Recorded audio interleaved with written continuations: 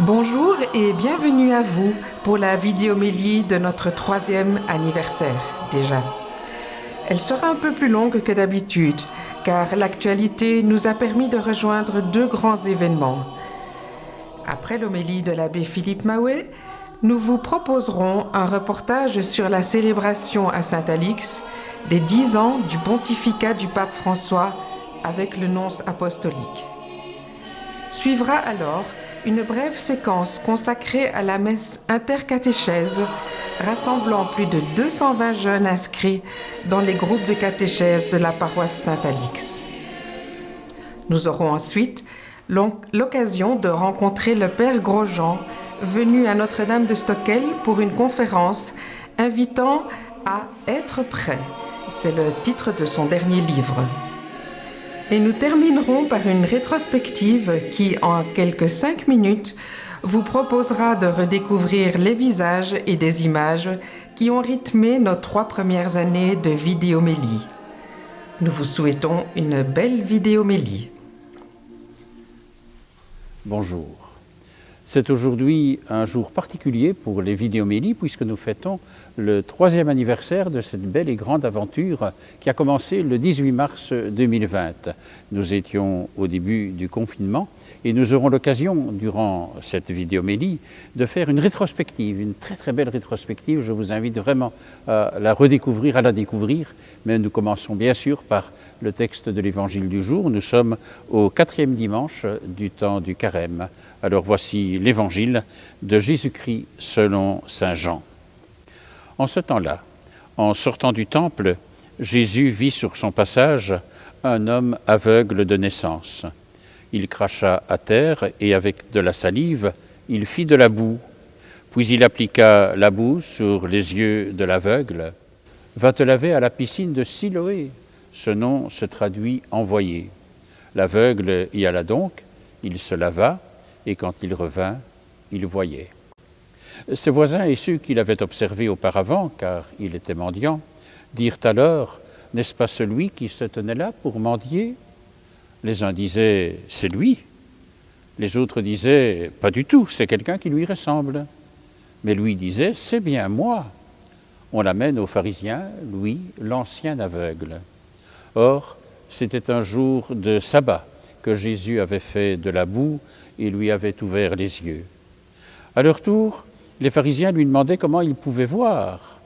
Il leur répondit, « Il m'a mis de la boue sur les yeux, je me suis lavé et je vois. » Parmi les pharisiens, certains disaient, « Cet homme-là n'est pas de Dieu, puisqu'il n'observe pas le jour du sabbat. » D'autres disaient, « Comment un homme pécheur peut-il accomplir de signes pareils ?» Ainsi, ils étaient divisés. Alors, il s'adresse de nouveau à l'aveugle.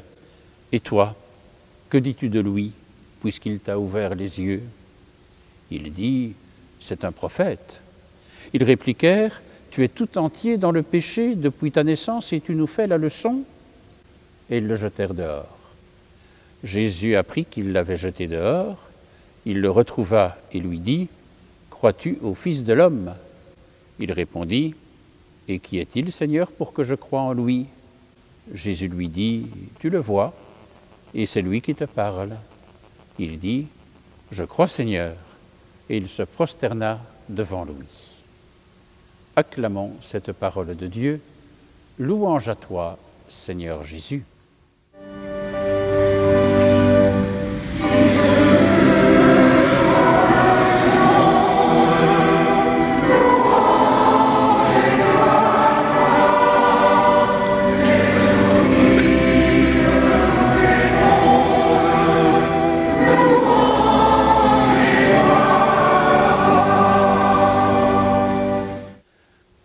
Frères et sœurs, nous voici à la 4e étape, le 4e dimanche du temps du Carême, et qui est aussi la mi-Carême, la belle fête de la Laïtarée.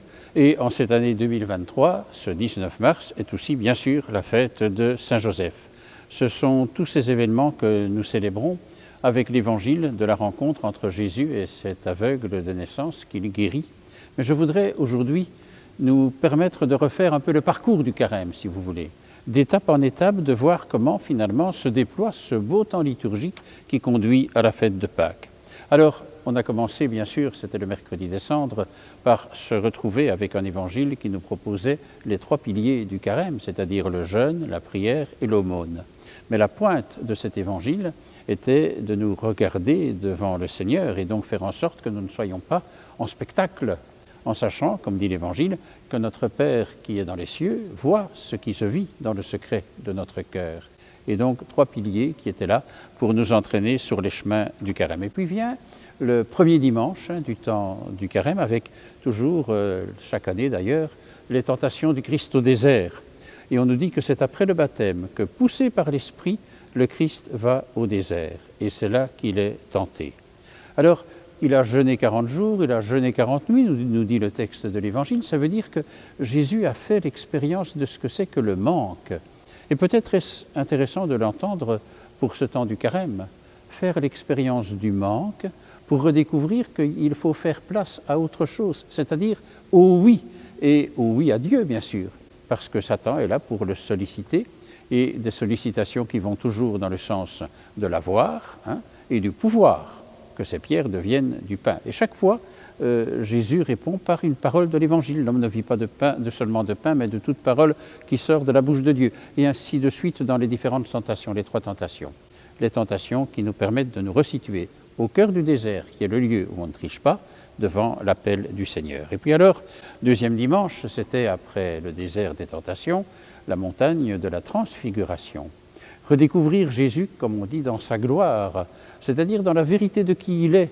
Et les apôtres, c'est-à-dire Pierre, Jacques et Jean, qui l'ont accompagné sur la montagne, ont pris le temps de redécouvrir qui est véritablement Jésus, et transfigurer, c'est une traversée pour aller au-delà de ce qui est finalement les apparences, d'aller au-delà des apparences de nouveau.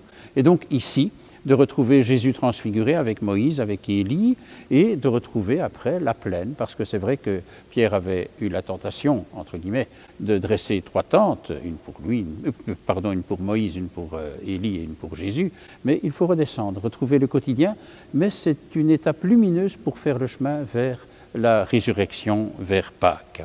Et puis alors, il y a à la 3e étape du 3e dimanche, cette parole qui est le thème de notre paroisse à Saint-Alix, « Si tu savais le don de Dieu », la rencontre entre Jésus et la Samaritaine. Redécouvrir cette parole de Jésus qui dit « Si tu savais le don de Dieu ». Et il rencontre la Samaritaine, une Samaritaine, et les Samaritains ne rencontrent généralement pas les Juifs, et réciproquement.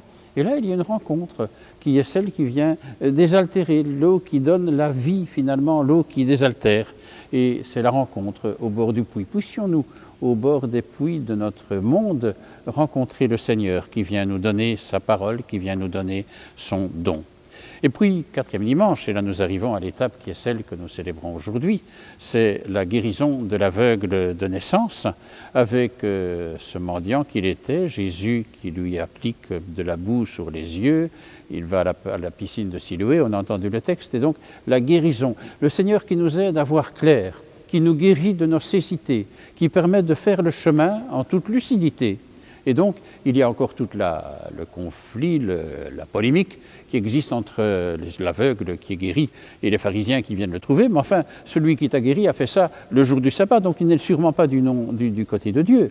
Et on se rappelle bien sûr la parole de Jésus qui avait dit « Le sabbat est fait pour l'homme et non pas l'homme pour le sabbat ». Et donc cette liberté de Jésus qui est pour choisir la vie, pour faire vivre, pour aimer, faire aimer, être aimé.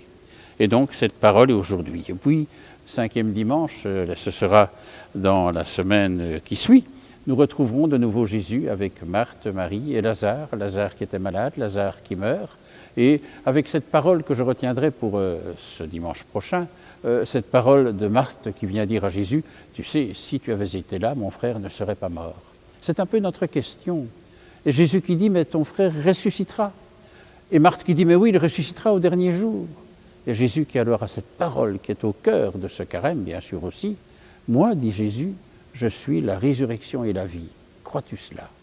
Eh bien, cette parole, elle nous est adressée aujourd'hui aussi.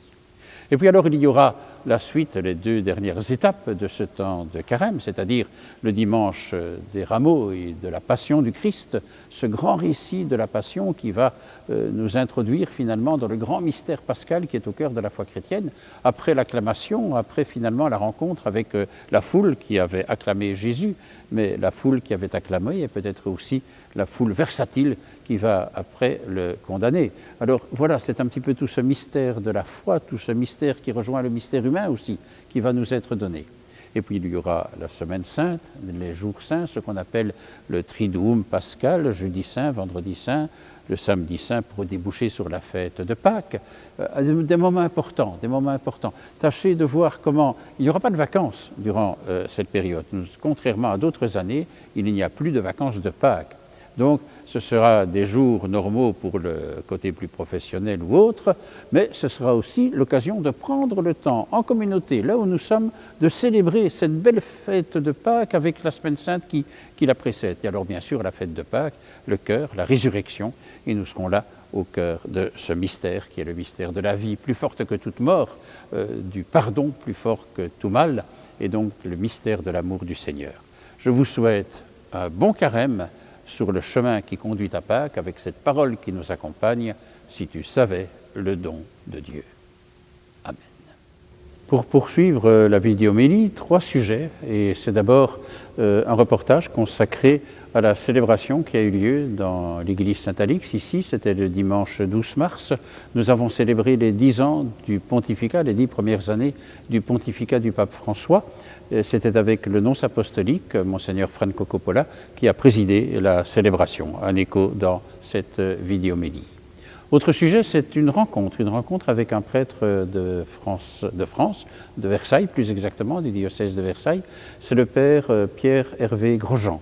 Il est venu à Stockel, à Notre-Dame de Stockel, durant le mois de février, et nous avons eu l'occasion de le rencontrer à l'occasion d'un livre qu'il a publié, « Être prêt », et 10 repères spirituels, une rencontre vraiment intéressante. Et alors, pour terminer, je vous le disais en commençant, ce sont les 3 ans, le 3e anniversaire de nos vidéomélies aujourd'hui. Et donc, à cette occasion, il y a une belle rétrospective qui a été réalisée par Christian Verstraete. Et je vous invite vraiment à la redécouvrir. Et vous verrez, c'est extraordinaire, c'est de découvrir tout ce qui a été vécu. Et grâce à vous, bien sûr, grâce aussi à toute l'équipe, avec Christian, avec Georges et avec tous ceux qui permettent, avec Pierre Mérès aussi, bien sûr, à qui nous voulons rendre hommage, mais un sujet qui est à l'enfin de vidéomélie. Je vous invite vraiment à le découvrir.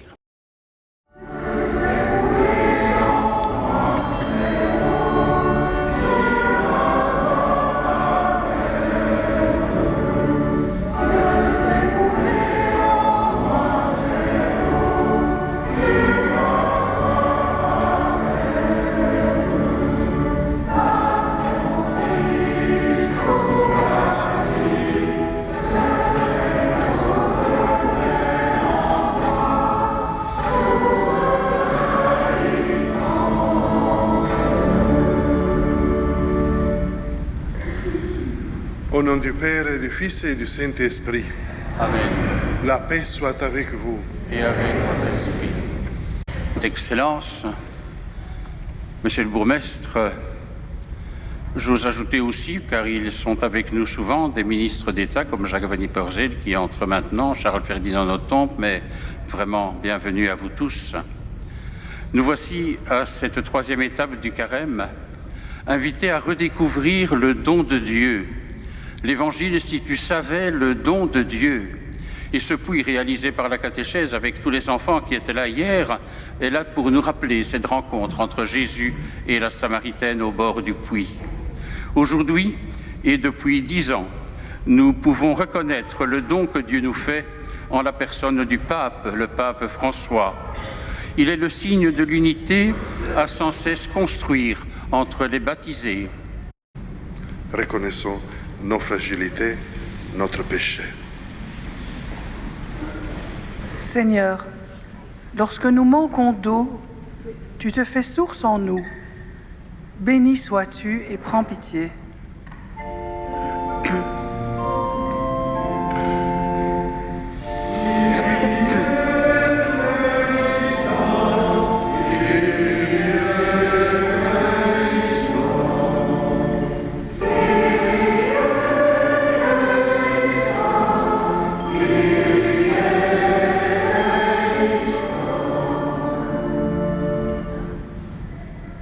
Christ, lorsque nous sommes étrangers ou exclus, tu viens t'asseoir au bord de notre puits. Béni sois-tu et prends pitié.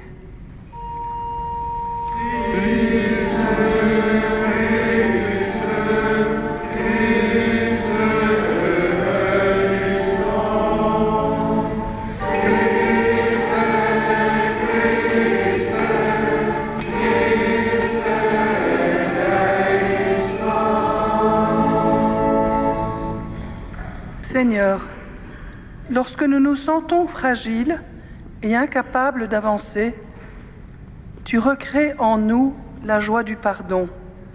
Béni sois-tu et prends pitié.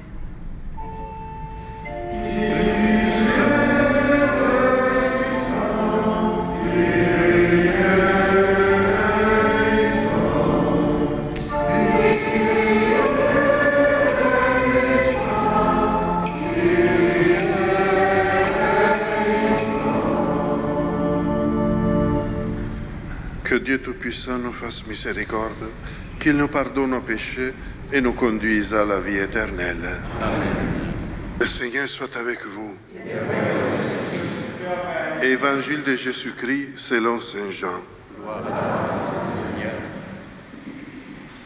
En ce temps-là, Jésus arriva à une ville de Samarie appelée Sychar, près du terrain que Jacob avait donné à son fils Joseph. Là se trouvait le puits de Jacob. Jésus, fatigué par la route, s'était donc assis près de la source. C'était la 6e heure, environ midi. Arrive une femme de Samarie qui venait puiser de l'eau. Jésus lui dit, « Donne-moi à boire. »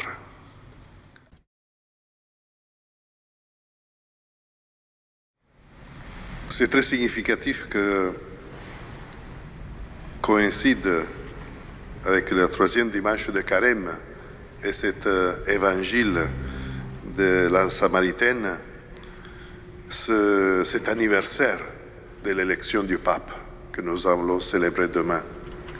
C'est 10 ans de l'élection du pape François. Pareil cet homme,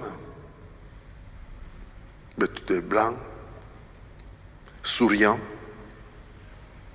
à nous qui étions tous inquiets, on est un peu inquiets. Et sa première parole, buonasera, bonsoir.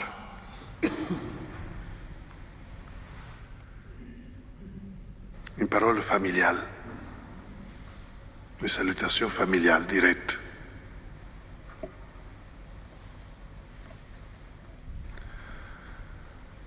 Normalement, le pape, à peine élu, ne sait pas préparer une homélie, ne sait pas préparer un discours. Donc, on lui demande tout simplement de bénir le peuple, de se retirer.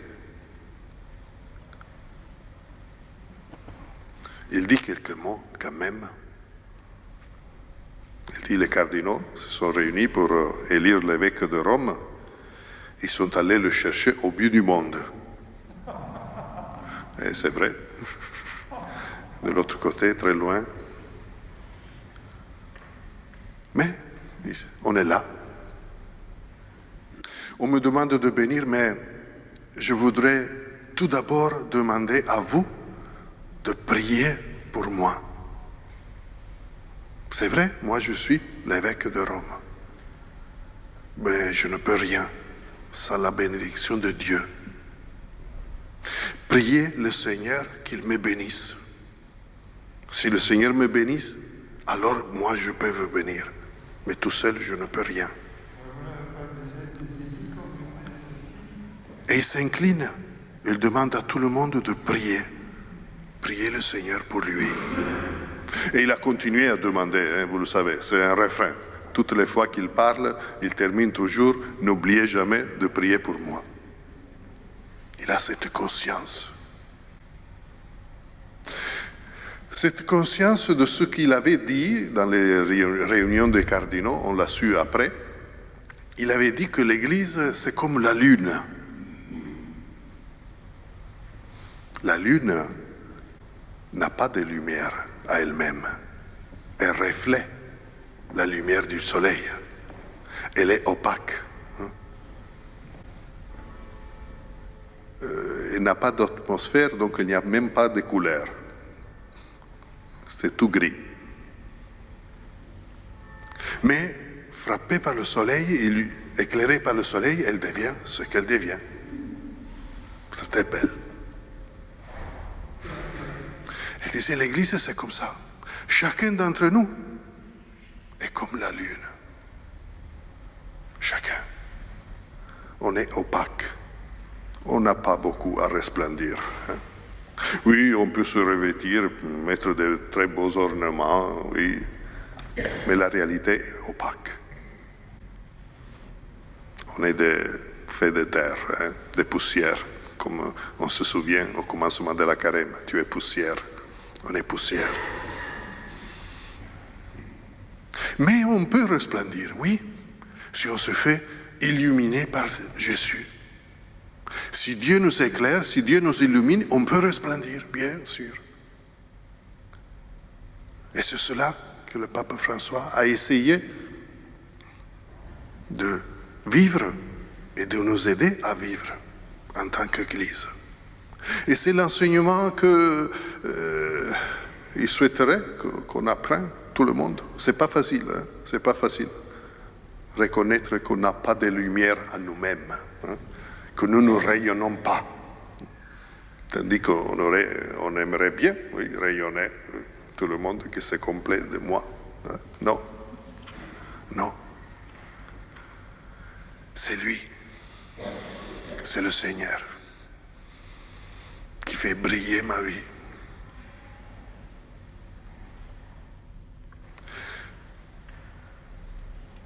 Et c'est notre mission. Ici, il y a tous les âges, il y a les plus petits, il y a les plus grands. À fur et à mesure qu'avance la vie, il faudrait pouvoir dire « Oui, je l'ai touché de mes doigts, le Seigneur. Je l'ai vu, je l'ai écouté, je l'ai rencontré dans ma vie. Il a répondu à ma soif. »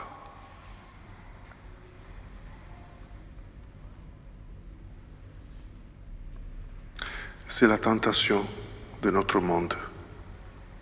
Essayer de répondre à tout ce que nous pouvons, et c'est bien, parce que le Seigneur nous a donné les mains, l'intelligence, tout le reste nous a donné pour nous débrouiller aussi, pas pour attendre tout du ciel. Et donc c'est bien.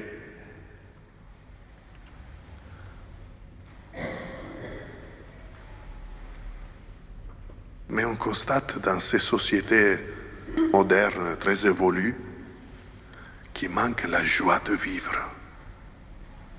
La joie de vivre. Et pour moi, la joie de vivre, c'est un peu de folie.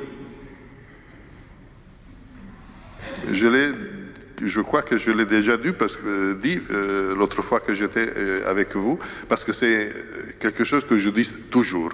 Comme le pape dit toujours de prier pour lui, moi je dis toujours que la page de l'évangile que j'aime le plus, c'est quand Jésus arrive et les disciples sont dans la barque qui traverse le lac de Tibériade, qu'il est en tempête, il y a du vent, des vagues, ils se sentent en danger. Et le Seigneur arrive tranquille, marchant sur les vagues. Et Pierre le regarde et dit, quelle merveille. Seigneur, dis-moi de venir. Moi aussi, je vais marcher sur les eaux. Et le Seigneur lui dit, viens. Et Pierre, ça c'est vraiment la vocation du pape, est le seul qui sort de la barque et met son pied sur les vagues, sur l'eau. Il faut être fou, Mais il le fait. Il le fait en regardant Jésus qui lui dit, viens, sors de la barque, que de quelque façon le protège, bien qu'au milieu de toute la tempête, de toute façon, la barque encore protège. Il sort de cette protection et met sur les pieds sur l'eau, qui ne peut pas le tenir. Mais il obéit à Jésus qui lui a dit, viens. Et Pierre, là, est vraiment l'image de chacun d'entre nous. Combien de fois, en écoutant l'Évangile, on a dit, ah, comme serait beau, hein, si on pouvait mettre en pratique ça, ce qu'on a écouté, comme serait beau. C'est comme quand Pierre dit, ah, comme serait beau marcher sur les eaux. Et demande à Jésus, dis que je puisse venir. Bien. Alors il vient, il va. Mais il commence à marcher. Commence à marcher, oui, les eaux le tiennent.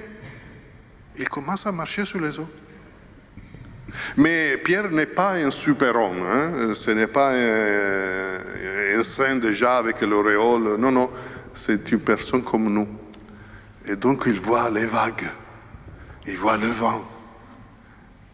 À un certain moment, il a une petite... il revient en soi et dit, mais qu'est-ce que je suis en train de faire? Je suis sur l'eau et il y a des vagues énormes, le vent,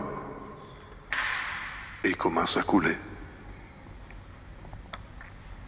Dès qu'il détourne son regard de Jésus, dès qu'il commence à considérer les vagues, le vent, les dangers, il commence à couler. Quand il regardait Jésus, il marchait sur les eaux, bien qu'il y avait les vagues, le vent et tout le reste.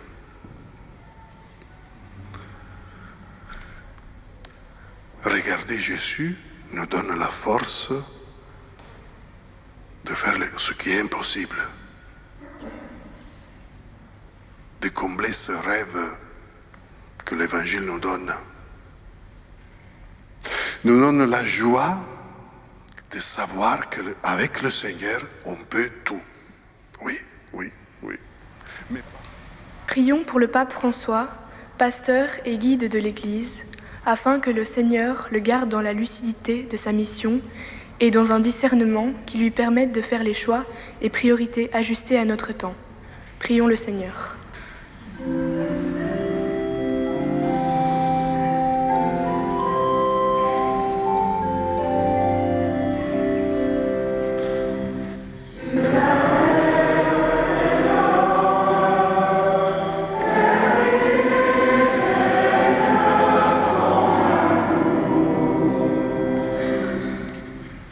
Prions pour les communautés chrétiennes de notre pays, et particulièrement la nôtre, afin que nous puissions sans cesse nous émerveiller du don de Dieu. Prions le Seigneur.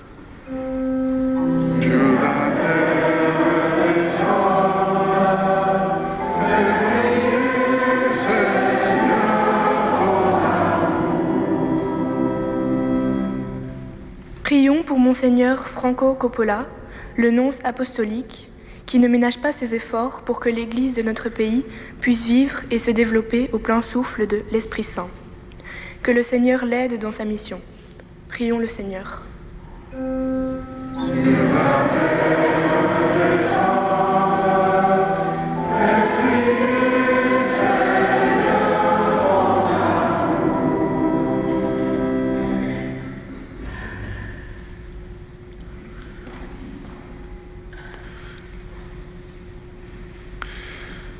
Prions pour tous ces gens dans le monde qui se trouvent dans des situations vraiment difficiles, à commencer par la guerre, le tremblement de terre, l'Eucharistie, la faim, la maladie. Prions le Seigneur qu'il sache être à travers de nous, à travers notre intervention, à côté de ces gens, qu'on ne les laisse pas seuls.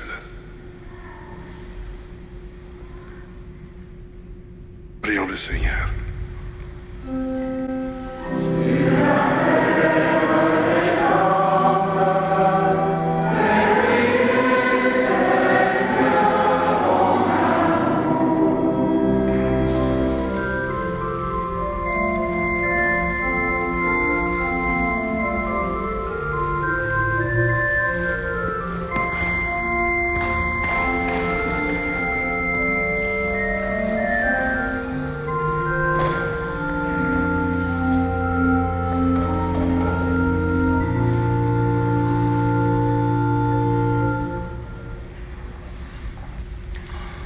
Souviens-toi, Seigneur, de ton Église répandue à travers le monde.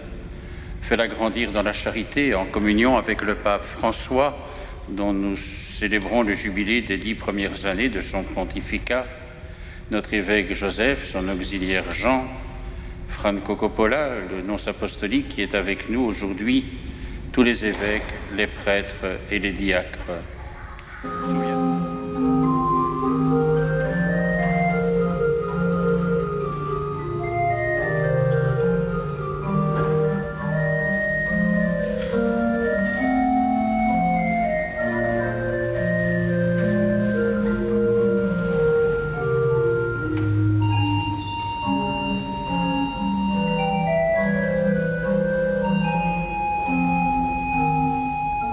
Vous le savez déjà, quand le nom se vient, vous demande toujours de contribuer à ce que le pape demande, c'est-à-dire de prier pour lui.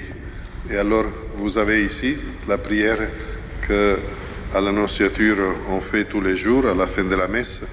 Et je vous demande de vous unir à moi pour faire cette prière. Vous pouvez rester assis. Le Seigneur vous écoute de toute façon. Prière pour le pape François.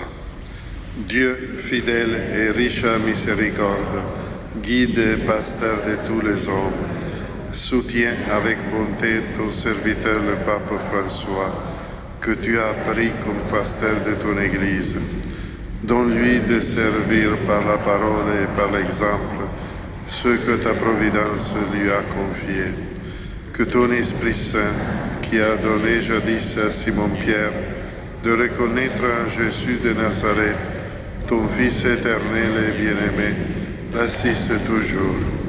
Que ce même Esprit, nous t'en prions, Seigneur, nous soit donné en plénitude pour ouvrir nos cœurs, pour nous faire sortir de nous-mêmes, pour quitter le confort de nos certitudes et nous libérer de nos peurs qui nous rendent captifs. Le Seigneur soit avec vous. Que Dieu Tout-Puissant vous bénisse, le Père, le Fils et le Saint-Esprit. Allons dans la paix du Christ.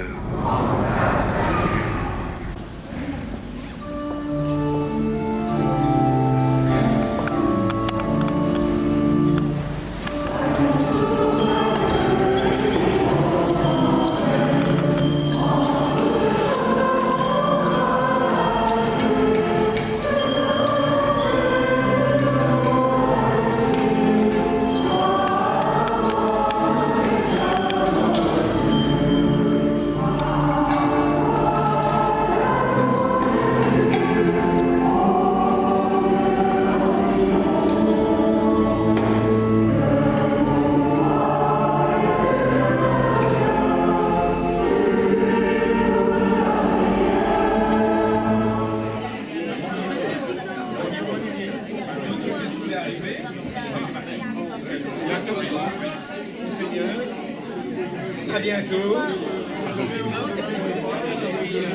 Oui, non, j'ai cru que c'était à la camp. Oui.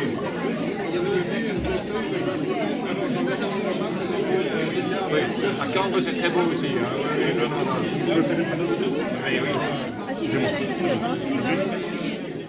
La veille de cette célébration, les enfants et les jeunes de la catéchèse à Saint-Alix s'étaient retrouvés pour une messe intercatéchèse. Les jeunes de Message invitent à redécouvrir les dons de Dieu. J'ai soif d'optimisme. Si nous voyons partout le négatif, notre vie sera dure à vivre sans positif. Et donc, J'ai soif de positivité, de bonnes nouvelles, de la lumière là où il n'y en a pas, d'un monde plus optimiste. J'ai soif de courage, celui de continuer malgré les difficultés. Confiance en moi-même et de faire confiance aux autres, de croire en eux et d'être cru par eux. Nous sommes quelque part des assoiffés. Vous comprenez bien, des assoiffés. Mais quand on écoute l'Évangile, et comme Marie vient de le souligner, la soif aux sources, c'est la soif de Jésus, le Christ. Eh bien, découvrir cela, cette soif qui est celle de Dieu lui-même, d'être des assoiffés de Dieu, des assoiffés d'absolu, au cœur de notre monde d'aujourd'hui, vous les jeunes, chacun, les parents, les familles, la paroisse, d'être témoins de cette soif de l'absolu et de cette soif de Dieu.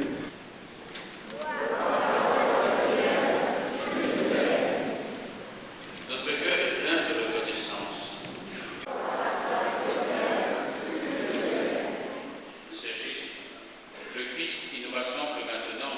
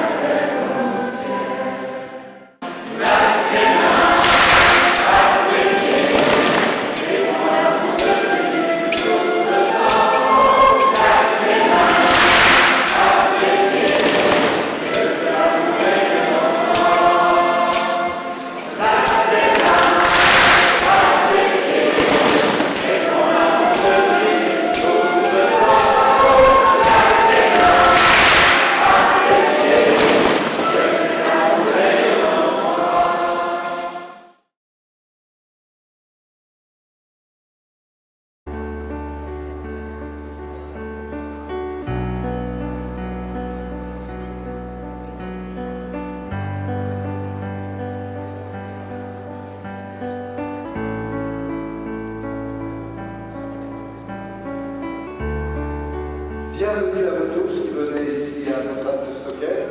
Très grande joie de voir beaucoup de jeunes à l'occasion de cette conférence qui va être donnée par le Père Pierre Grosjean. Je vous laisse la parole pour que vous nous transmettiez ces repères qui nous conduisent à grandir et à vivre pleinement en chrétien. Très bienvenue. Merci mon Père. Merci beaucoup de votre accueil. Je voudrais vous partager quelques éléments de ce dernier livre, Être prêt. Je me suis demandé, dans ce que je porte aujourd'hui, dans ce que je crois, dans ce qui m'anime, dans ce qui éclaire mes engagements, quels étaient les repères, les quelques repères un peu fondamentaux, les quelques éléments qui me font tenir, en prenant conscience des quelques vérités fondamentales qui aujourd'hui me nourrissent, qui aujourd'hui me portent dans mes engagements, qui aujourd'hui m'animent. Il y a évidemment des témoins qui me les ont transmises et auxquels je pense derrière. J'aimerais que mes collègues, mes amis découvrent, comprennent de ce qui, moi, me fait vivre.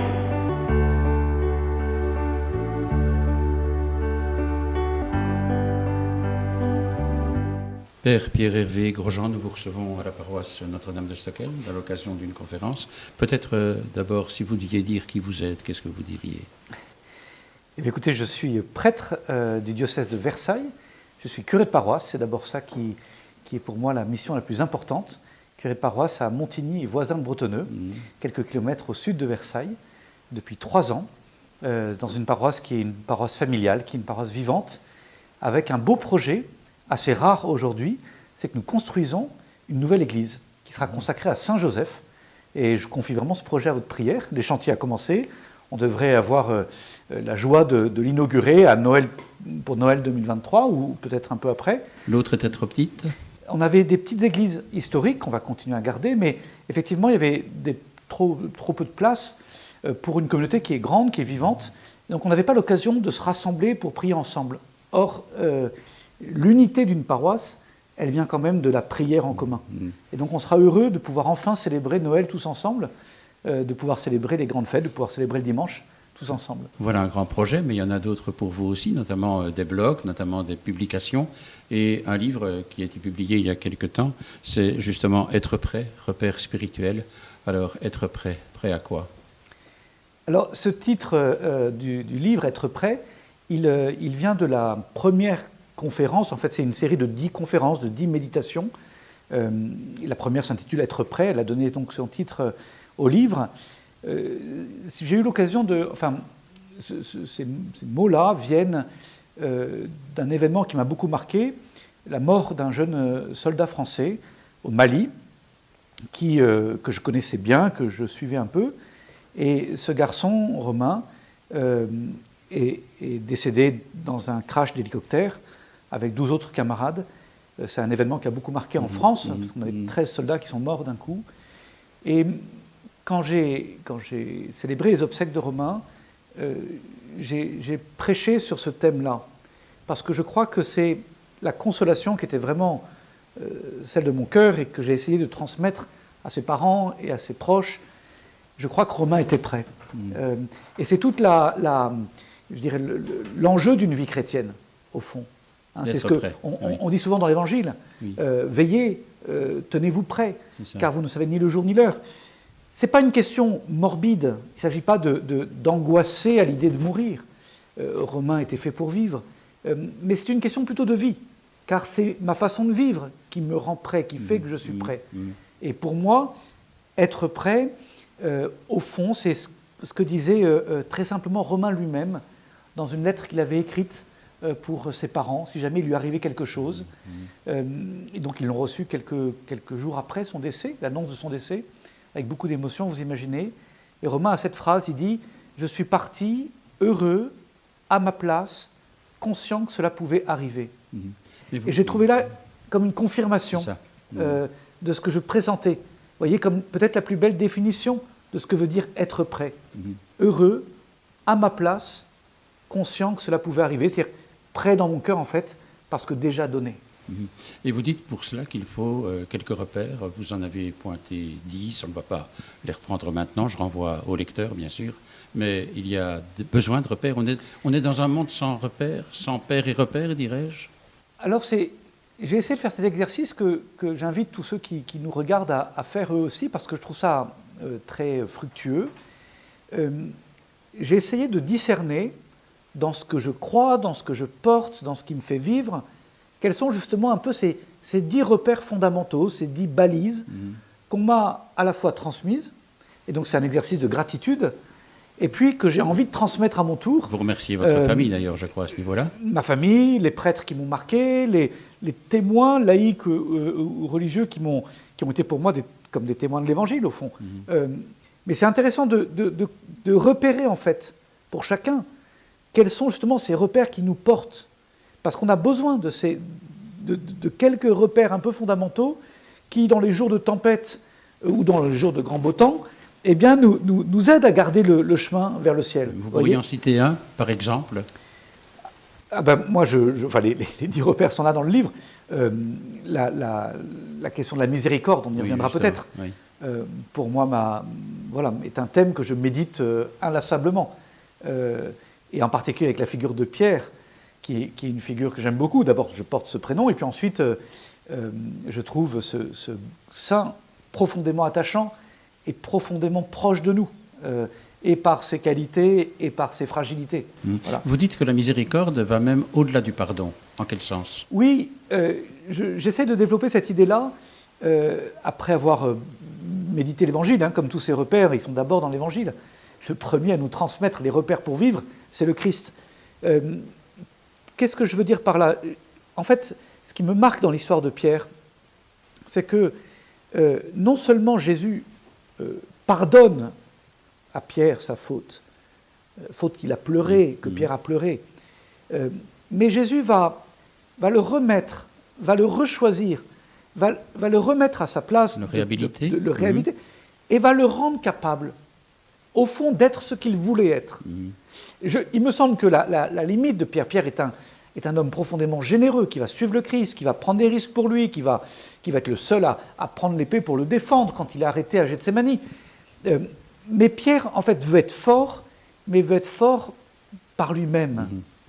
Il va faire l'expérience de sa fragilité, de façon assez douloureuse, assez humiliante, mais il va avoir le mérite, ce qui va le sauver, c'est qu'il va pleurer son péché, et il va croire, il va oser croire à la miséricorde de Dieu.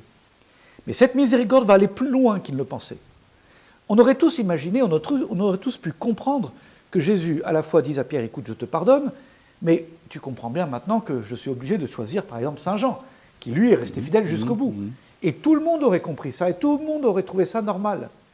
Ce qui, moi, me bouleverse, c'est que Jésus récupère Pierre, en quelque sorte, et la seule question qu'il lui pose, m'aimes-tu vraiment ? Comme si Jésus allait chercher chez Pierre, vous voyez, dans le cœur de Saint Pierre, cette générosité qu'il réactive en quelque sorte, voilà, qui lui avait fait dire oui dans un premier temps. Et Jésus va en appeler, va offrir à Pierre l'occasion de redire ce oui. Voilà.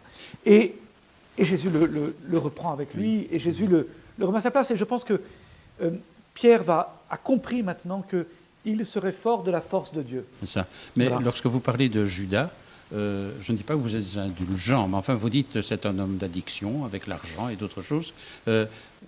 Judas, le drame de Judas, l'immense drame de Judas, c'est pas qu'il soit pécheur.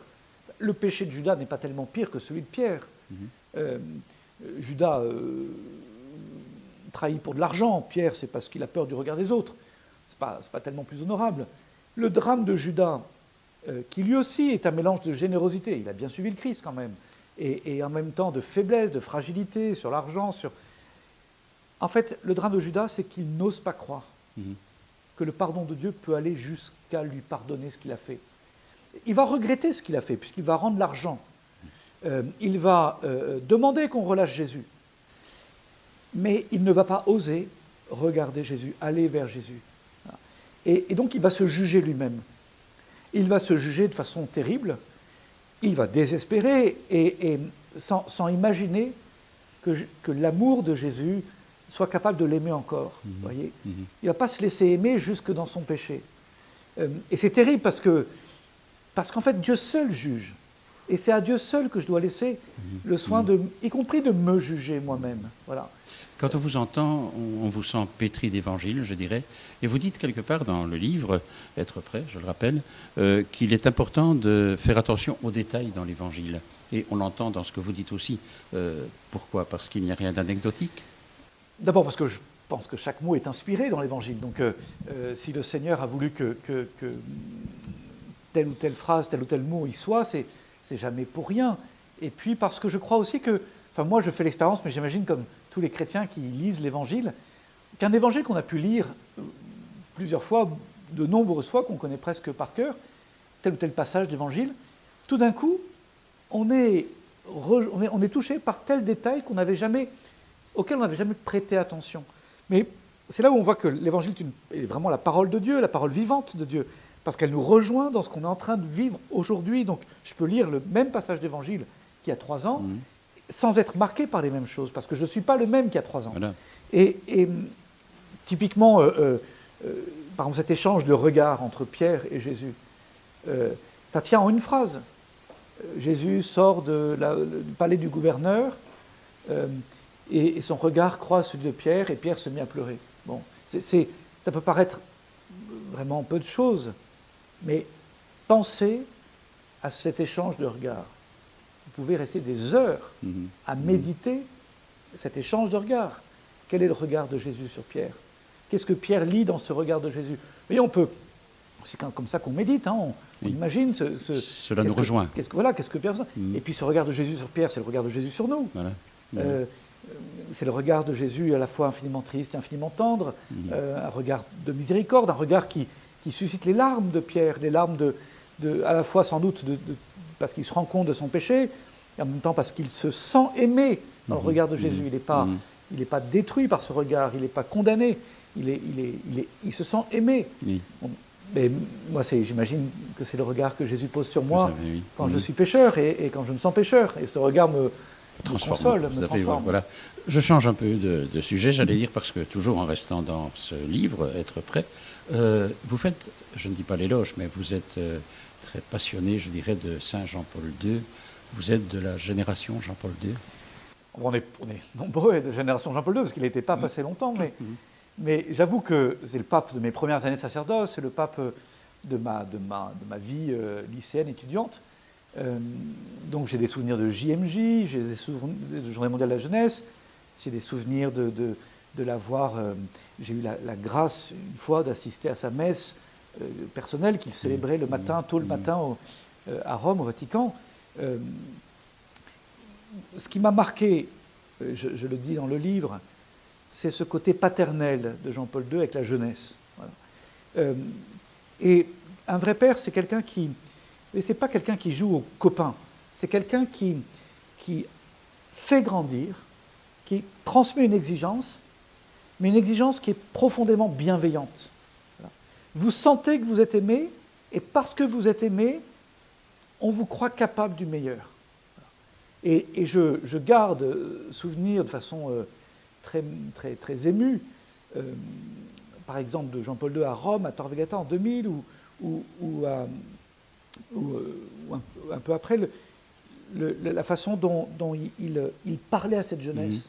De voir ces 2 millions de jeunes en silence, écouter ce vieux pape avec sa voix déjà très faible, très fragile. C'était je me souviens, en 2004, je pense à ça un instant, mais quand il est venu en France, à Lourdes, moi j'étais prêtre depuis quelques jours, quelques semaines, j'étais là aussi bouleversé de voir ce pape souffrant, malade parmi les malades, venant comme pèlerin, pleurant dans la grotte de Lourdes devant la Sainte Vierge, mais en même temps, avec ses dernières forces, transmettre une espérance, transmettre un idéal, transmettre cette joie d'être chrétien. Voilà, pour moi, ça a été un grand témoin de Jésus-Christ. On reste, je crois que vous êtes ce témoin aussi, quelque part, dans votre façon de faire, et vous invitez beaucoup à la joie. Alors, comment peut-on parler de la joie dans un monde qui paraît très morose, je dirais? Quel est votre secret? D'abord, vraiment, je supplie de croire tous ceux qui nous regardent que chacun peut être témoin. Vous voyez, c'est pas en fonction des mérites des uns et des autres. C'est-à-dire que nous ne sommes pas témoins parce que nous sommes parfaits. Nous ne sommes pas témoins parce que nous ne sommes pas pécheurs. Nous ne serions pas pécheurs ou je ne sais pas quoi. Nous sommes témoins parce que nous portons quelque chose qui nous dépasse. Par le baptême, nous portons en nous Jésus-Christ, nous portons l'Évangile. Un chrétien qui essaye de vivre l'Évangile avec ses fragilités et ses qualités, eh bien, témoigne de quelque chose de plus grand que lui. Voilà. Parce que beaucoup de chrétiens se disent « mais moi je ne suis pas à la hauteur pour être témoin, moi je ne peux pas, ou je n'ai pas les mots, ou je n'ai pas je ne sais pas quoi ». Mais vraiment... Le Seigneur aime faire de grandes choses à travers les pauvres que nous sommes. Voilà. Et donc, un chrétien qui est heureux de l'être, parce qu'il se découvre aimé de Jésus, parce qu'il se découvre appelé à aimer à son tour, et à aimer Jésus en aimant ses frères, parce qu'il se découvre appelé à cette grande mission qui est de participer au salut du monde avec le Christ. En fait, si lui-même... vide cette joie, si lui-même porte cette joie, eh bien cette joie va rayonner au-delà de lui, vraiment. C'est la phrase du Christ, hein, vous êtes le sel de la terre, la lumière du monde.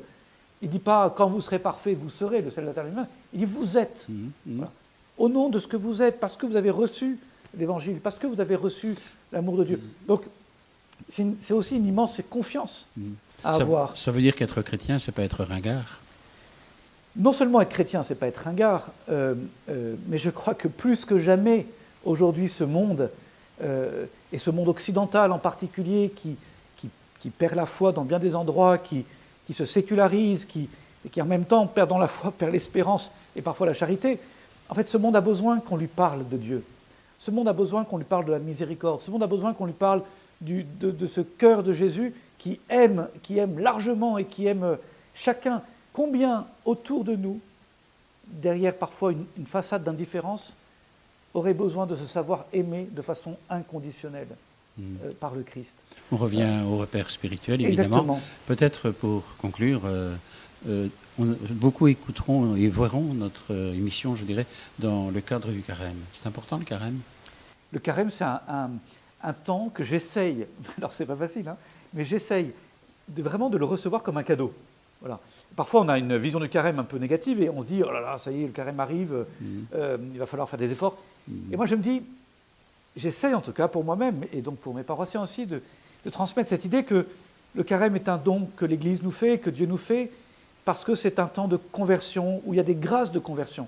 Et donc, c'est, je crois, un bon moment pour rechoisir vraiment de suivre Jésus, là aussi, pas simplement parce qu'on va faire des efforts et à la force de la volonté, on va suivre Jésus, mais plutôt en choisissant vraiment de croire à l'effet de la grâce de Dieu, à la capacité de Dieu à agir en nous. C'est un bon, si vous voulez, c'est un temps où il faut justement sortir de tout découragement et rechoisir de suivre le Christ, en croyant que c'est le Seigneur lui-même qui nous rend saints, qui nous rend capables d'être le chrétien qu'on aimerait être. Je vous souhaite de faire de votre Église une Église de pierre vivante. Je crois que c'est vraiment cela que vous avez comme projet, et bon succès dans ce projet. Et merci d'avoir écrit ce livre. Merci à vous. Prêt.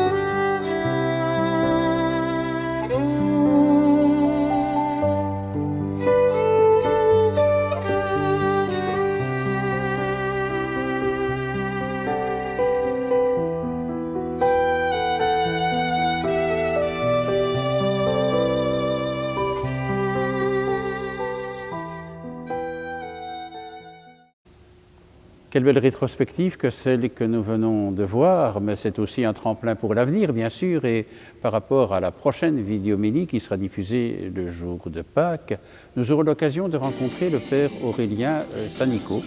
C'est un prêtre qui est chanteur aussi. Il a fait ce chant que vous connaissez peut-être sur la louange, la pop louange, et qui a fait vraiment un succès puisqu'il y a déjà plus de 70 millions de visionnements de ce chant sur YouTube et à partir de TikTok et d'autres réseaux sociaux qui ont diffusé cette chanson. On en reparlera avec lui, ce sera le jour de Pâques. Pour l'heure, il est temps de conclure par la prière de ce 4e dimanche du temps du carême, l'étaré, mi-carême, avec aussi cette belle fête de Saint-Joseph, cette belle figure de l'Évangile. Nous prions. Dieu, qui a réconcilié avec toi toute l'humanité en lui donnant ton propre Fils, augmente la foi du peuple chrétien pour qu'il se hâte avec amour au-devant des fêtes pascales qui approchent. Nous te le demandons par Jésus-Christ, ton Fils, notre Seigneur et notre Dieu, qui vit avec toi, Père et l'Esprit Saint, pour les siècles des siècles. Amen. Oui, vraiment, le Seigneur est avec vous, qu'il nous accompagne tous durant tout ce temps du carême, qu'il nous bénisse et qu'il nous garde, lui qui est Père, Fils et Saint-Esprit. Amen. Et nous pourrons rester dans la paix du Christ et vivre avec confiance ce temps du carême. Si tu savais le don de Dieu et le don de sa vie qu'il nous donne en plénitude lors de la résurrection, ce sera notre prochain rendez-vous en la fête de Pâques. D'ici là, je vous souhaite encore un bon carême, une belle fête de l'étaré. Au revoir, à très bientôt.